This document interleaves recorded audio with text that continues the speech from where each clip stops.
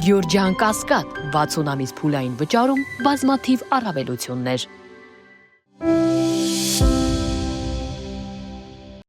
Նիկոլ Փաշինյանը առանձնազրույց է ունեցել Լեհաստանի վարչապետ Դոնալդ Տուսկի հետ։ Հանդիպումից հետո երկու երկրների վարչապետները հանդես են եկել հայտարարություններով։ Զրուցակիցները քննարկել են համատեղ ծրագրերի իրականացմանը վերաբերող մի շարք հարցեր։ Անդրադարձ է կատարվել նաև Հայաստանի եւ Ադրբեջանի միջև խաղաղության հաստատման գործընթացին, թրիփ նախաձեռնության իրականացման ընթացքին, ինչպես նաև Հայաստան-Եվրամիություն փոխգործակցության հետագա զարգացմանը վերաբերող թեմաներին։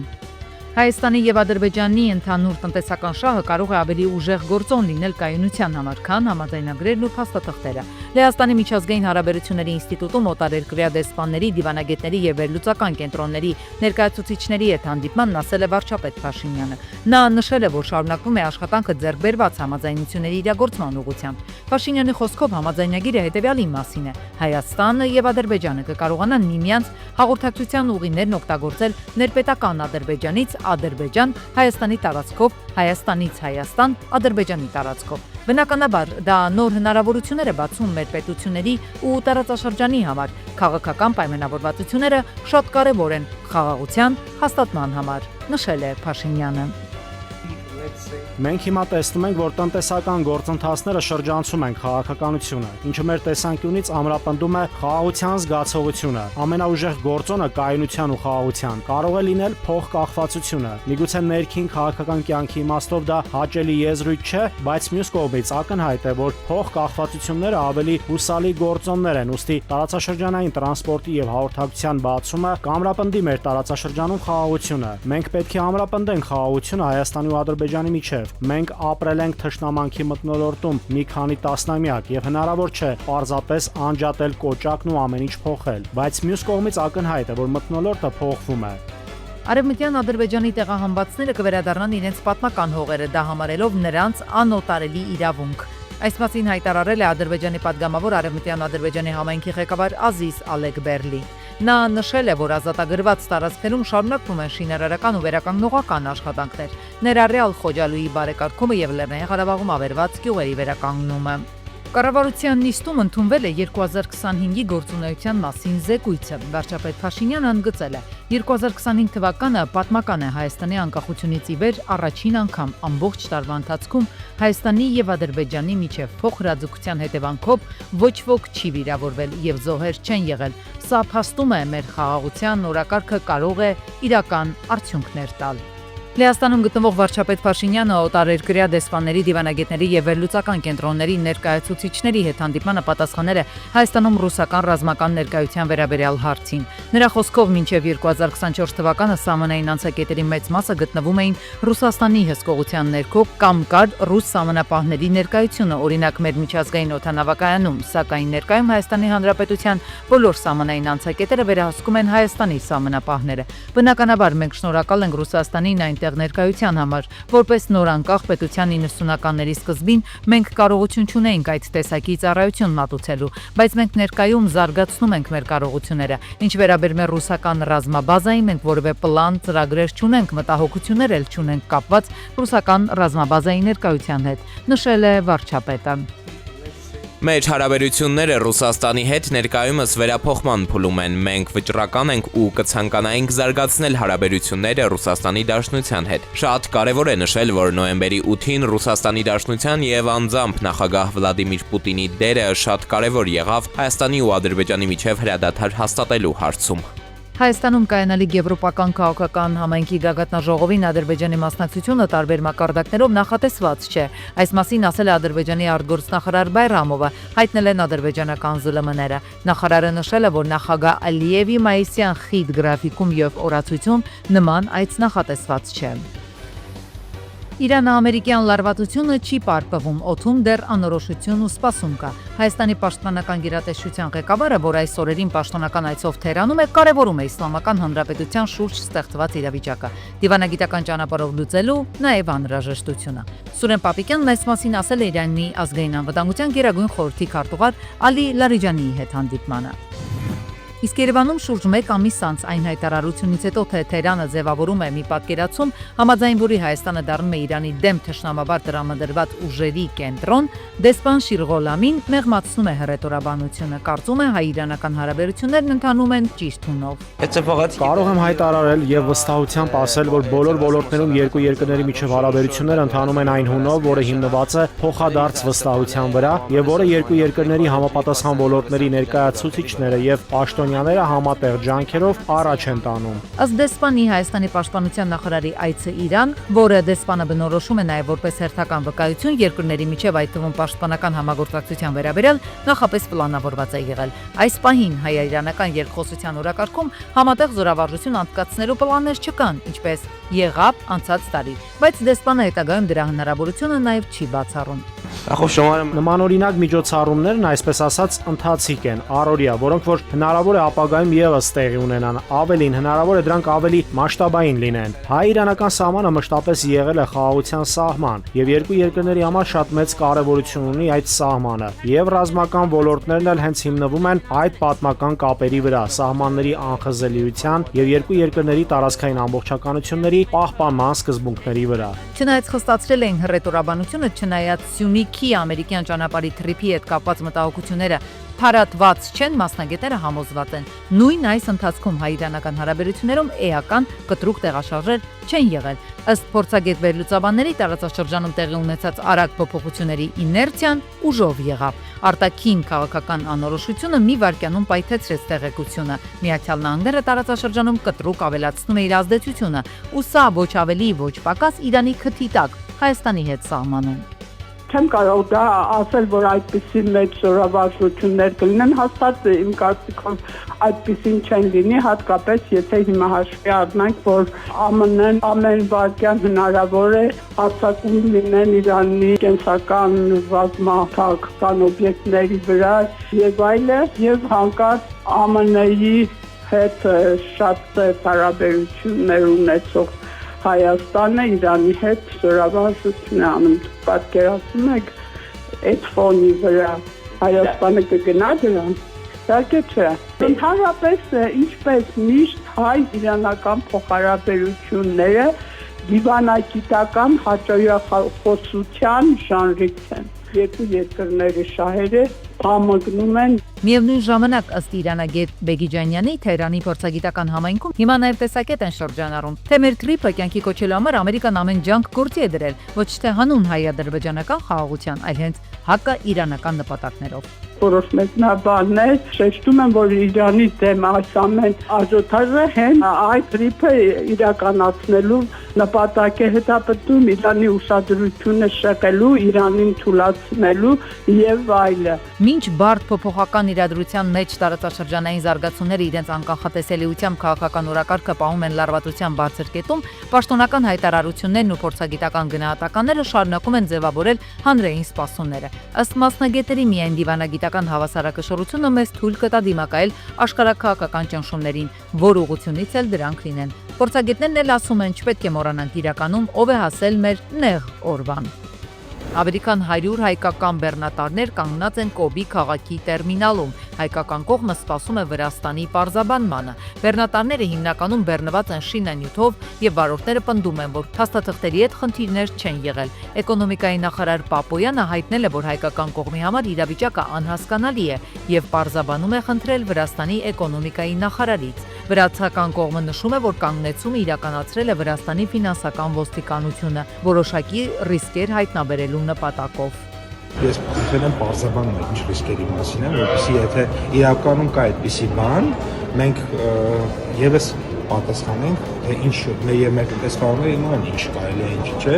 եւ անկես պետք է անեմ, ինչեւ նա դեռ չենք ստացել, թե այդ ինչ են անել մեր տնտեսվարողները, որոնց պատճառով այդ մեքենաները կանգնած են։ Ջրամատակարարման ժամանակացույցի փոփոխություն չի լինի, այս մասին հայտարարություն է տարածել տարածքային կառավարման եւ ենթակառուցվածքների նախարար Դավիթ Խուդատյանը։ Նրա խոսքով Veolia ջուր ընկերության հրապարակած ժամանակացույցն ու բովանդակությունը խնդրահարույց է գնահատվել ոչ միայն քաղաքացիների, այլև կառավարության կողմից եւ օպերատիվ ձևով հրավիրվել է խորհրդակցություն որոշ շահագրգիռ կառույցների մասնակցությամբ։ Որոշում է կայացնել կասեցնել ժամանակացույցի գործողությունը։ Հիշեցնենք, Veolia ջուր ընկերությունը հայտնել էր, որ մայիսի 1-ից սեպտեմբերի 16-ը Երևանի բոլոր 16 վարչական շրջանների ջուրը կմատակարարվի առավոտյան 7-ից մինչ կեսգիշեր։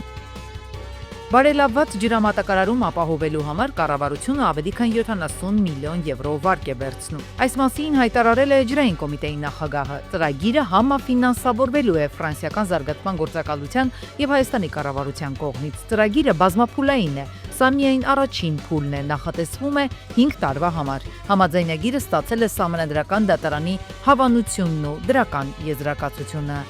Նշել է ջրային կոմիտեի նախագահ Արամաստ Ղալամքարյանը։ Այն, որ մենք ունենք սահմանափակ ջրային ռեսուրսներ, հատկապես ամառվա պիկ ամիսներին, դա փաստ է։ Այսինքն Veolia-ն չի խաբում։ Veolia-ն ասում է նախապես, որ ժողովուրդ ջան, ամառվա ամիսներին ես 24-ժամյա ջրամատակարարում չեմ կարողանալու ապահովել։ Ինչ այդպես է, մենք ունենալու ենք ջրանջատումներ։ Հարցը հետևյալն է. այդ ջրանջատումների տևողությունը ինչպիսին պիտի լինի եւ մարզից մարզ, Երևանի տարբեր թաղամասեր, փողոցից փողոց ինչպիսի փոփոխություններ են լինելու։ Կառավարության նոր օրենքով էականորեն պարզեցվել են ֆիզիկական անձանց եկամուտների հայտարարագրման համակարգը։ Մասնավորապես սահմանվել է, որ հայտարարագրման ենթակա չեն ընտանիքի անդամներից ստացվող նվազեցվող չհարկվող եկամուտները։ Սահմանվել է նաև, որ հայտարարագիր ներկայացնելու պարտավորություն կրող ֆիզիկական անձի ընտանիքի անդամներն են համարվում նրա ամուսինը, ծնողները, քույրերը, եղբայրները, զավակները, պապերը, տատերը ու թոռները։ Միաժամանակ սահմանվել է, որ կառավարությունը իրավասու է սահմանել հայտարարագրման ոչ ենթակա այլ եկամուտների տեսակներ կամ շեմեր, ինչպես նաև կառավարության նիստը որոշել է Պահուստային ֆոնդից շրջակա միջավայրի նախարարությանը COP17-ի աշխատանքների նախապատրաստման համար հատկացնել 73 միլիոն 752 հազար դրամ։ Օնլայն տաքսիի վարորդների հետ անցկացված հանդիպման ժամանակ քննարկվել են նրանց խնդիրները, կենսաթոշակային եւ առողջապահական ապահովագրության հարցերը, ինչպես նաեւ օպերատորների բարձր տոկոսադրույքների իջեցումները։ Վարորդները պահանջում են ոլորտը կարգավորել, իրենց իրավունքները պաշտպանել եւ 200,000 դրամից ավելի եկամուտ ունեցողներին դարձնել գրանցված աշխատող։ Այս մասին հայտնել է Աշխատանքի եւ սոցիալական հարցերի նախարար Արսեն Թորոսյանը։ Հայաստանում կխստացվի ավտոմեքենաների գազաբալոնների տեխնիկական ստուգման պահանջը։ Կառավարության որոշմամբ մասնագիտացված լաբորատորիաներում դրանց ստուգման ու սերտիֆիկացման գործընթացը կտեսաձայնագրվի։ Լաբորատորիաները պետք է պահեն այդ ձայնագրությունները առնվազն կես տարի։ Անհրաժեշտության դեպքում դրանք կկարողանան ստուգել իրավապահ մարմինների ներկայացուցիչները։ Հիշեցնենք, 2025-ին Հայաստանում արձանագրվել է գազաբալոնով մեքենաների 5 պայթյուն։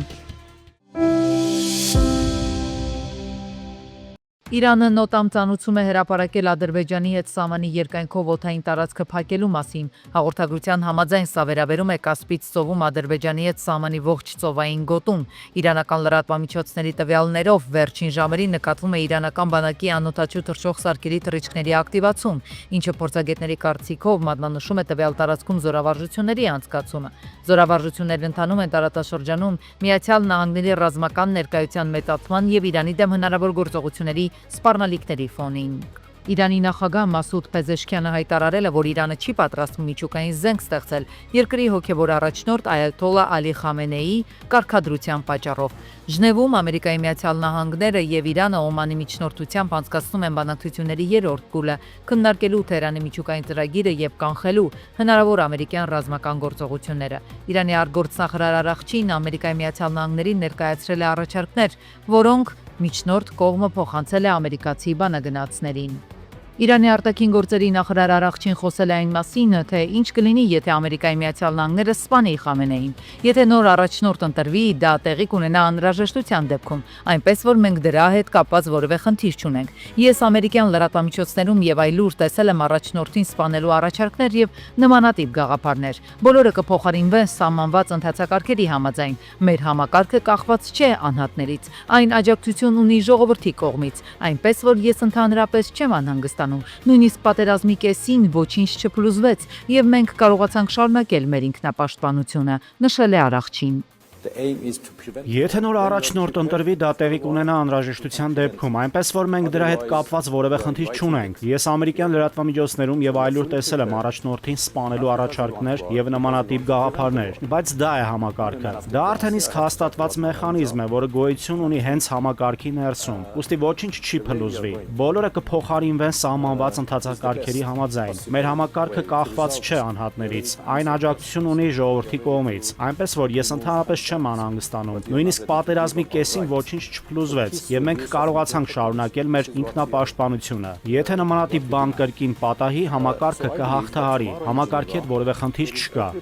Ուկրաինայի միջուկային զենք փոխանցելու եվրոպական ծրագրերը բացարձակ խելագարություն են, այս մասին հայտարարել է Ռուսաստանի նախագահի մամուլի խոսնակ Պեսկովը։ Նա հավելել է, որ տարօրինակ կլինի, եթե Մեծ Բրիտանիան եւ Ֆրանսիան հաստատեն իրենց ծրագրերը, սակայն Ռուսաստանի տվյալները անհիմն չեն։ Ռուսաստանը հույս ունի, որ այս տվյալների հրապարակումը կխանգարի դրանց իրականացմանը, ասել է Պեսկովը։ Հյուսիսային Կորեայի առաջնորդ Կիմ Չեն Ինը իր 13-ամյա դստերը Կիմ Ջուհային նշանակել է երկրի հրթիռային ծրագրի վերահսկող։ Պաշտոնական այդ դիրքը զբաղեցնում է գեներալ Ջանգ Չանգ Հան, սակայն ասվում է, որ Կիմ Ջուհայինը զեկույցներ է ստանում զինվորականներից եւ քրահանգներ արձակում։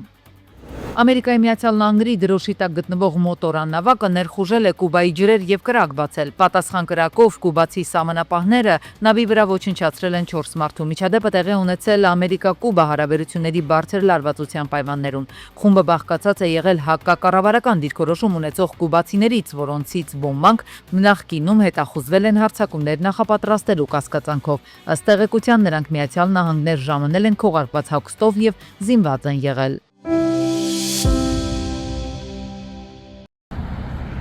Փետրվարի 25-ին Արցախի Պողոտայում թիվ 47 կոտորակ 1 հասցեի դիմաց բախվել են Nissan Tiana-ն, Opel Astra-ն եւ Hyundai Elantra-ն։ Վերջինը հայտնվել է մայթին, 1 հոգի վնասվածքներով տեղափոխվել է Էրեբունի բժշկական կենտրոն։ Վիրավորին առաջին օգնության են հասել քաղաքացիները, օպերատիվորեն ժամանած ոստիկանության Պարեկային ծառայության Երևան քաղաքի գնդի 2-րդ գումարտակի առաջին վաշտի պարեկները։ Պարեկները վիրավորին նախտեղում առաջին բուժօգնություն են ցուցաբերել, հետո ծառայողական մեքենայով տեղափոխել Էրեբունի բժշկական կենտրոն։ Մայիսի 9-ի փողոցում փետրվարի 25-ին Mazda-ի վարորդը խախտել է երթևեկության կանոնները, երթևեկել հանդիպակաց, վթարային վիճակ ստեղծել մյուս վարորդների համար։ Նույն օրը Ռանչպար գյուղում կուտակված անասնակեր է այրվել, կրակի տարածման դեմ պայքարել են քաղաքացիներն ու անասնակերի տերը։ Հետո Մասիսի եւ Արտաշատի հրշեջ փրկարարական ջոկատի հրշեջներն են ժամանել, նրանց հաջողվել է կանխել կրակի տարածումը։ Ու եթե չկանխեին, այն ավելի մեծ տարածք կընդգրկեր, կրակն ու ծուխն էլ տեսանելի էին գյուղի տարբեր ծայրերից։ Տեղում էին ոստիկանության Պարեկային ծառայության Արարատի մարզի գումարտակի առաջին վաշտի 2-րդ դասակի պարեկները։ Կրակը անգամ տեսանելի է 1-2 կիլոմետրից։ Ոստիկաններն ու պարեկներն պարզում են արդյոք հրդեհի հետևանքով տուժած կամ տուժածներ կան թե ոչ, ինչպես նաև սեփականատիրոջ ինքնությունը։